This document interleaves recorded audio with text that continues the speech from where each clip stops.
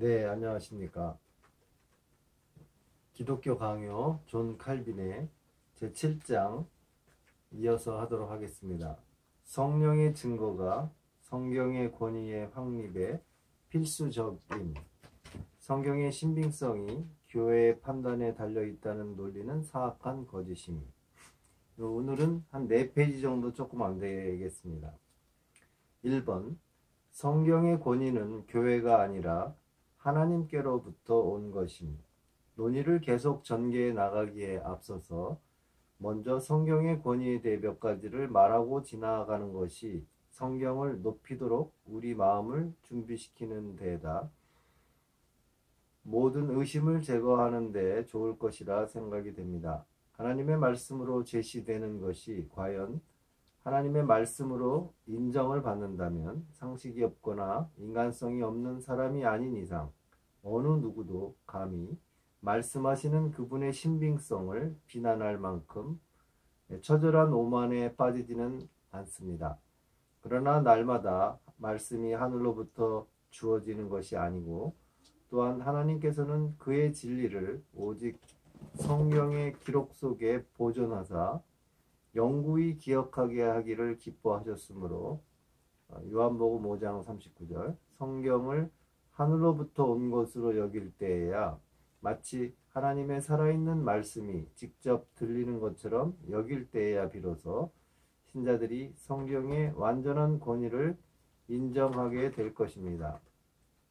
이 문제는 충실하게 다루고 또한 무게를 두어 조심스럽게 다룰 만한 충분한 가치가 있는 것입니다. 이 문제가 그렇게 중요하지만 여기서는 일일이 상세하게 다 다룰 수가 없고 본서의 계획상 허용되는 정도만을 다루고 지나갈 것이지만 독자들은 이를 너그러이 양해하리라 믿습니다. 오늘날 지극히 해로운 한 가지 오류가 전반적으로 퍼져 있습니다. 곧 오로지 교회의 동의가 있어야만 성경이 무게를 지니게 된다는 것인데 하나님의 영원하고 침범할 수 없는 진리가 어떻게 사람들의 결정에 따라 좌우될 수 있단 말입니까? 그들은 성령을 조롱하며 이런 질문들을 늘어놓습니다. 이 글들이 하나님께로부터 왔다는 것을 과연 누가 우리에게 납득시킬 수 있습니까? 성경이 오늘날까지 전혀 손상되지 않고 완전하게 전수되어 왔다는 것을 과연 누가 보장하겠습니까? 교회가 모든 문제를 명확하게 규정하지 않았다면 과연 어느 책은 받아들여 높이 기리고 또 어떤 책은 제외시켜야 할지를 누가 알려줄 수 있겠습니까? 그들은 성경을 어떻게 높이 받들어야 하며 어느 책들을 정경에 속한 것으로 인정해야 하는가 하는 문제들이 교회의 결정에 달려 있다고 주장하는 것입니다. 그리하여 이 불경스러운 사람들은 교회를 등에 업고 자기들 마음대로 횡포를 부리고 싶어서 무지한 일반 백성들에게 교회가 모든 일에 권위를 지닌다는 이 한 가지 사상만 강요할 수 있다면 자기들이나 다른 사람들이 무슨 어리석은 논리에 얽혀 들어가든 전혀 개의치 않는 것입니다. 그러나 이런 그들의 논리가 사실이라면 그래서 영생에 대한 모든 약속들이 순전히 사람들의 판단에 달려있는 것이 되어버린다면 영생에 대한 든든한 확신을 찾는 불쌍한 양심들은 대체 어떻게 되겠습니까? 그런 답변을 듣고서 과연 이리저리 의심하고 떠는 불안한 상태가 그쳐지겠습니까? 순전히 사람들의 선한 결정에 따라 영생이 좌우되는 그런 불확실한 권위밖에 존재하지 않는다면 우리의 믿음이 불경건한 자들에게 얼마나 조롱을 받겠으며 또 모든 사람이 얼마나 큰 의혹에 빠지겠습니까? 2번, 오히려 교회가 성경에 근거함. 그러나 이런 허황한 논리들은 사도의 말씀 한마디로 깨끗하게 반박할 수 있습니다. 그는 교회가 사도들과 선지자들의 터 위에 세우심을 입었음을 증언하고 있는 것입니다. 에베소서 2장 20절. 선지자들과 사도들의 가르침이 교회의 터라면 교회가 존재하기 이전에 이미 그 가르침이 권위를 지니고 있었던 것이 됩니다. 그들은 교회가 거기서 시작되고는 있으나 과연 어떤 글들을 선지자들과 사도들의 것으로 인정해야 하는지는 여전히 교회가 결정하기까지는 의혹 가운데 있을 수밖에 없다는 식으로 교묘한 반론을 제기하지만 이 역시 근거가 없는 것입니다. 왜냐하면 기독교 교회가 그 시초부터 선지자들의 글과 사도들의 가르침에 털을 두었다면 그 가르침이 어디서 발견되든 간에 그것을 받아들인 일이 교회보다도 시기상으로 앞서는 것이 분명할 것이기 때문입니다. 그렇다면 성경을 판단하는 권세가 교회에게 있어서 성경의 확실성 여부가 교회의 동의에 달려 있다는 식의 논리는 전혀 허구가 되어버리는 것입니다. 그러므로 물론 교회가 성경을 받아들이고 성경에 대하여 인준의 인을 치기는 하지만 그렇다고 해서 의심스럽고 논란에 이는 것을 교회가 인을 침으로써 그것을 순전한 것으로 만든 것은 아닙니다. 교회는 다만 성경이 하나님의 진리임을 인정하며 또한 주저없이 성경을 높임으로써 그 경건한 의무를 다한 것뿐인 것입니다. 그들이 제기하는 질문, 교회의 결정에 의지하지 않는다면 성경이 하나님께로부터 왔다는 것을 어떻게 확신할 수 있는가? 이것은 마치 이런 질문과도 같습니다. 빛을 어둠과 구별하고 흰색을 검은색과 구별하며 단맛을 쓴맛과 구별하는 법을 어떻게 배울 수 있는가? 마치 흰 물건과 검은 물건이 그 색깔을 명확하게 드러내듯이 또한 단 것과 쓴 것이 각기 그 맛을 확실히 드러내듯이 성경도 과연 그것이 진리라는 명확한 증거를 충분히 드러내는 것입니다. 4. 성령의 내적 조명이 필수적임. 여기서 우리는 조금 전에 말한 내용, 곧 교리의 근원이 하나님께 있다는 것을 의심 없이 확신하기 전에는 교리에 대한 믿음이 생겨나지 않는다는 것을 반드시 기억해야 할 것입니다. 성경에 대한 최고의 증거는 일반적으로 하나님께서 친히 그 속에서 말씀하신다는 사실에서 비롯됩니다. 선지자들과 사도들은 자기들의 예리함을 자랑하지도 않고 사람들에게서 신뢰를 얻을 만한 요인을 자랑하지도 않고 그렇다고 해서 이성적인 증거에 연연하지도 않습니다. 오히려 그들은 하나님의 거룩하신 이름을 제시하여 그 이름으로 온 세상을 하나님께 복종하게 하고자 했습니다. 우리로서는 그들이 별 생각도 없이 혹은 거짓으로 하나님의 이름을 부르는 것이 아니라는 것이 설득력 있는 견해로는 물론 분명한 진리를 통해서도 확실하게 드러난다는 사실을 알아야 할 것입니다. 그렇다면 의심에 쌓이거나 동요하지 않고 또한 지극히 사소한 장애물에 넘어지는 일도 없이 양심을 위하여 최선의 것을 예비해 두기를 바란다면 성경이 진리라는 확신의 근거를 인간의 추리나 판단 혹은 이성보다도 더 높은 곳에, 즉 성령의 은밀하신 증언에 두어야 할 것입니다.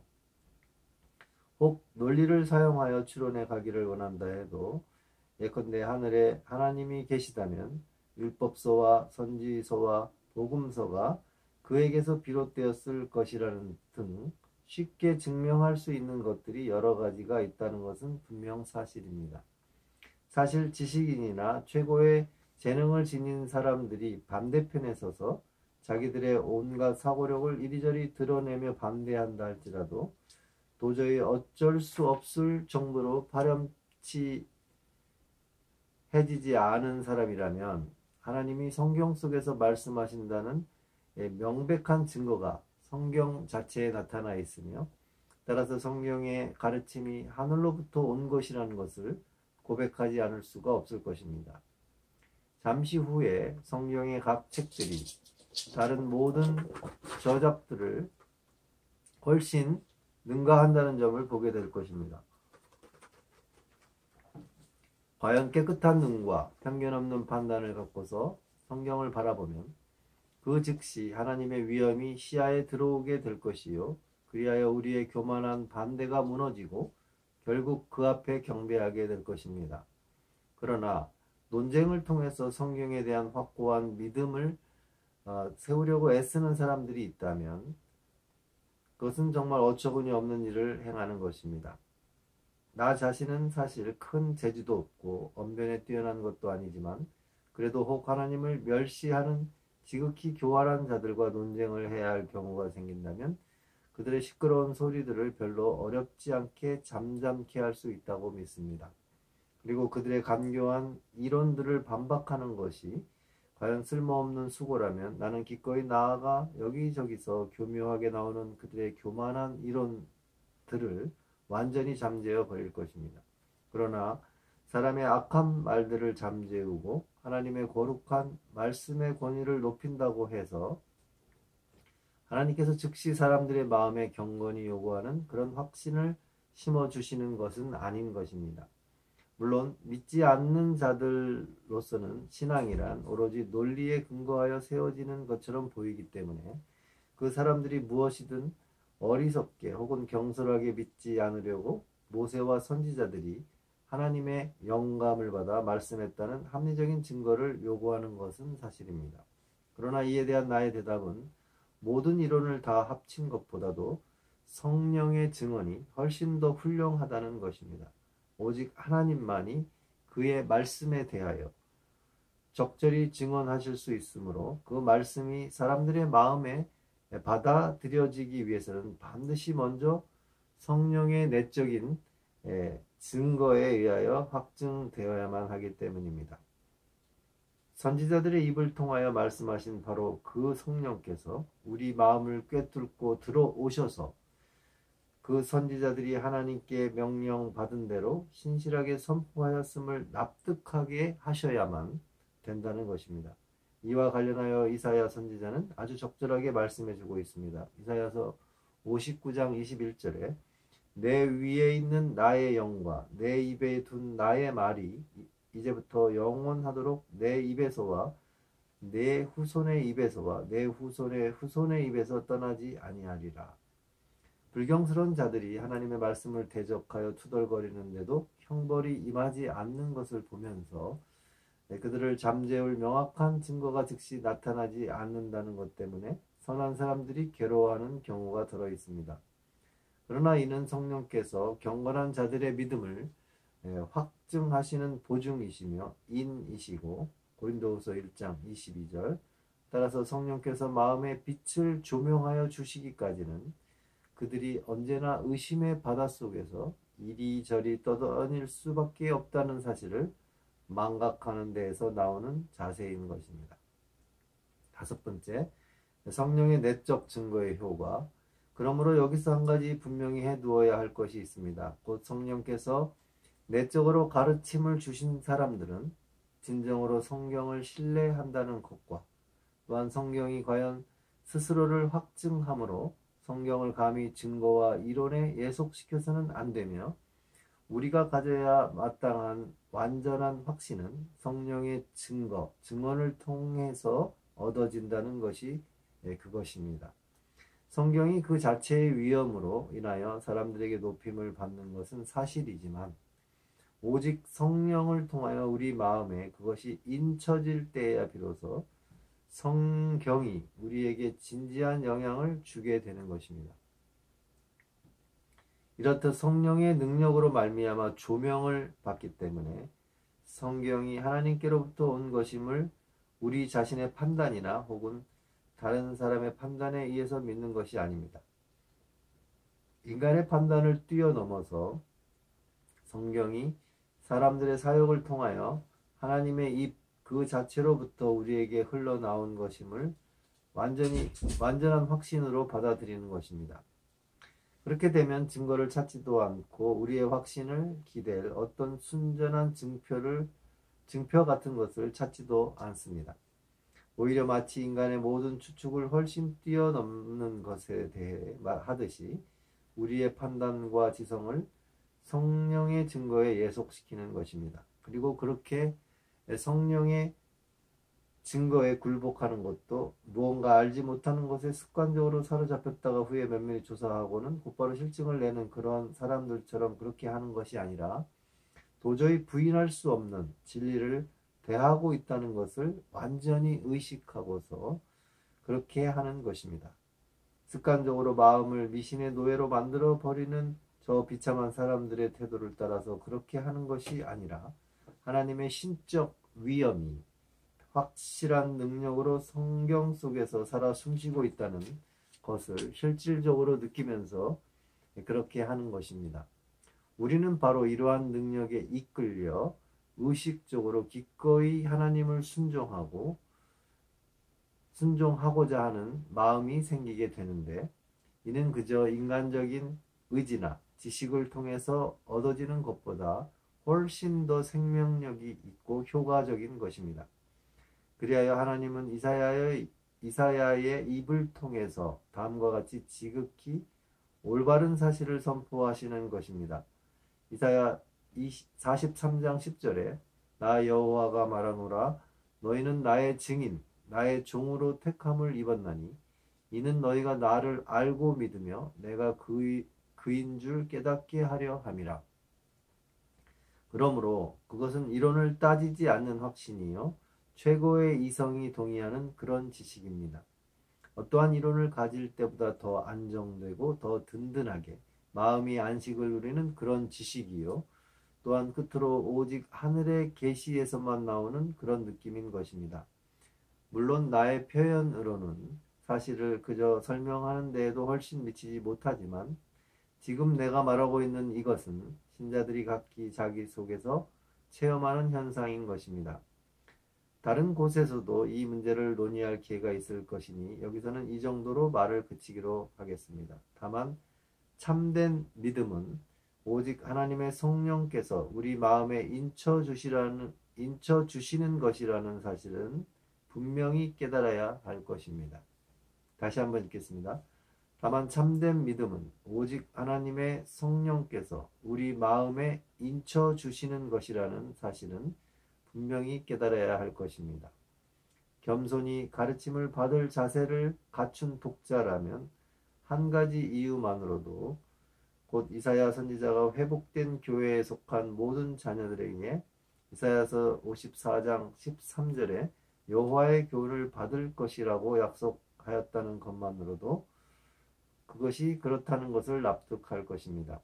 하나님께서는 오직 인류 전체에서 구별하여 세우신 그의 택하신 백성에게만 이러한 특별한 특권을 베푸시는 것입니다. 하나님의 음성을 듣고자 하는 즉각적인 열심이 바로 참된 교리의 시작이 아니고 무엇이겠습니까? 그러나 하나님은 모세의 입을 통하여 그의 말씀을 들으라고 요구하시는 것입니다.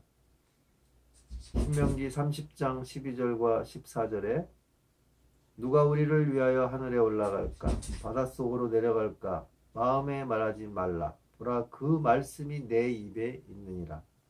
만일 하나님께서 이러한 깨달음의 보화를 자기 자녀들을 위해서만 보존하시기를 기뻐하셨다면 무수한 사람들이 그렇게도 무지하고 어리석다는 것이 결코 놀랍거나 불합리한 일이 아닐 것입니다.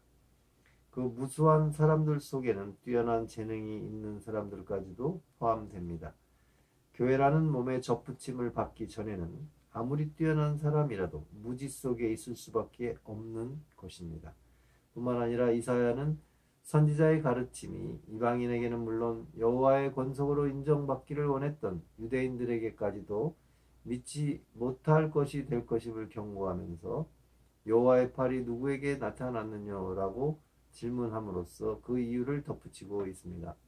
그러므로 신자들의 숫자가 적다는 것 때문에 마음에 혼란이 생길 때마다 우리는 하나님께서 허락하신 자 외에는 아무도 하나님의 비밀을 깨달을 수 없다는 사실을 명심하여야 할 것입니다. 마태복음 13장 11절. 네, 오늘은 오래간만에 다시 시작했는데요. 3주가 지났네요.